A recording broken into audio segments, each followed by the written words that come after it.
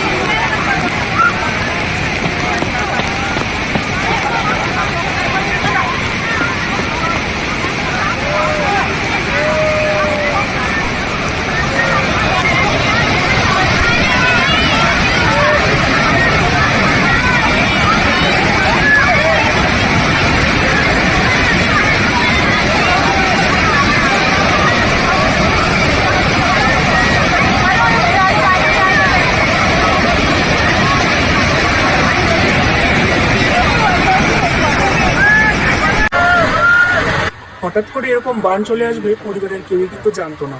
সবাই সবার মতো ঘুরছিল ফিরছিল, কিন্তু হঠাৎ করে এত বিপদ। পাহাড়ি জায়গাগুলো না ঠিক এরকম হয়, পাহাড়ের খাদে যদি একবার পড়ে যাওয়া যায় তাহলে কি অবস্থা হতে পারে এদের দেখে কিন্তু শেখা উচিত। তবে এই মুহূর্তগুলো ভাবলে আমার যেন এরকম একদম বারবার গা কেঁপে উঠছে যে সেই সিচুয়েশনে যদি আমরা থাকতাম তাহলে কি পরিস্থিতি হতো আজকে। চোখের সামনে দেখতে পাচ্ছে যে এত বিপদ, হয়তো বাঁচবো না।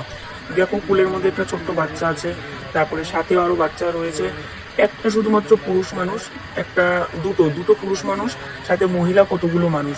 আর একদম মাঝ বরাবর দাঁড়িয়েছে যে দেখো কোলের মধ্যে একটা ছোট্ট বাচ্চা। মানে এগুলো দেখলে এত খারাপ লাগছে যে আমরা যদি সেই সময় থাকতাম তাহলে কি পরিস্থিতি হতো।